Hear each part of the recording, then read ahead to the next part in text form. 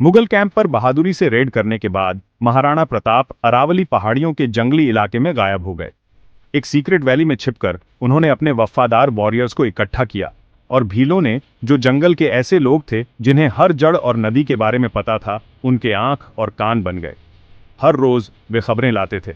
Mughal commanders बहुत गुस्से में थे और परछाइयों का पीछा करने के लिए नए सैनिक भेज रहे थे।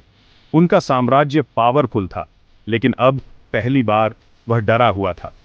पहाड़ियों में जिंदगी मुश्किल थी। महाराणा प्रताप वही खाते थे जो उनके आदमी खाते थे, जंगली बेर, जौ की रोटी, जो भी जंगल देता था। वह पुराने पेड़ों के नीचे सोते थे, उनका आर्मर हमेशा उनके पास होता था। उनके साथ चेतक था, उनका लेजेंडरी नीला ग्रे घोड़ा, जो पहाड़ की तरह शांत और अडिग था। लेकिन यह युद्ध सिर्फ तलवारों और तीरों का नहीं था, यह इच्छा शक्ति का टेस्ट था। मुगल उनकी आत्मा को कुचलना चाहते थे। प्रताप ने टूटने से मना कर दिया। एक तूफानी रात एक मैसेज आया। मुगलों की एक टुकड़ी ने एक लोकल सरदार को पकड़ लिया था, एक आदमी जिसने प्रताप के काम में मदद करने के लिए सब कुछ दांव पर लगा दिया था। उसका परिवार बंधक था। यह एक जाल था, साफ और सीधा। प्रताप इसे समझ गए, लेकिन वह उस बेताब गुहार को इग्नोर नहीं कर सकते थे। गरज और मूसलाधार बारिश में उनके आदमी टपकते हुए झाड़ियों के बीच से रेंग कर निकले।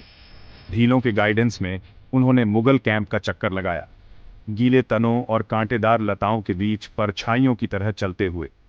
फिर अचानक आग लग गई। व्हील स्काउट्स ने कैंप से दूर एक कंट्रोल फायर लगाई, जिससे मुगल गार्ड्स का ध्यान भटक गया। यही सही मोमेंट था। तलवारों और शोर के बीच प्रताप के वॉरियर्स ने हमला किया। बंधकों को आजाद कर दिया गया। मुगल कमांडर घायल होकर गिर गया। दुश्मन हैरान और बिखरा हुआ अंधेरे में भाग गया। सुबह तक जंगल फिर से शांत था। सिर्फ फटे हुए मुगल टेंट धीरे धीरे जलते हुए इस बात का इशारा कर रहे थे कि क्या हुआ था। इन जीतों की खबर फैल गई। छिपी हुई घाटियों और पहाड़ी गांवों में उम्मीद फिर से जाग उठी। मेवाड़ के बिखरे हुए लोग इकट्ठा होने लगे। उन्होंने खाना, रहने की जगह और खबरें दी। पुराने किले, जिन्हें लंबे समय से छोड़ दिया गया था, हथौड़ों और मार्चिंग बूट्स की आवाज से गूंज उठे। रेजिस्टेंस बढ़ रहा था। मुगल बादशाह अकबर को एहसास हुआ कि सिर्फ ताकत से जीत नहीं मिलेगी। उन्होंने एक नई स्ट्रेटेजी अपनाई, वादों से भरे खत, सोना, पद, शांति, शाही दरबार में एक सीट। फिर भी एक अंधेरी गुफा में एक पत्थर के सिंहासन पर बैठे हुए प्रताप का जवाब साफ था। मैं गुलाम बनकर आराम से बैठने के बजाय इन पहाड़ियों की परछाई में जड़ें खाकर जीना पसंद करूंगा। उन्होंने खोई हुई जमीनें वापस ली, कुंभलगढ़, चावंड और भी बहुत कुछ। उन्होंने पेड़ों के बीच एक नई राजधानी बनाई, नए वॉरियर्स को ट्रेनिंग दी और मार्बल के महलों से नहीं, बल्कि पत्थर और मिट्टी से राज किया।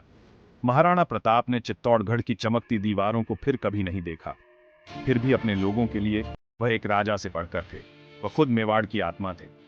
उन्होंने पावर के लिए नहीं, बल्कि सम्मान के लिए लड़ाई लड़ी। और हर छिपी हुई घाटी में, हर बर्बाद किले में उनकी लेजेंड जिंदा रही।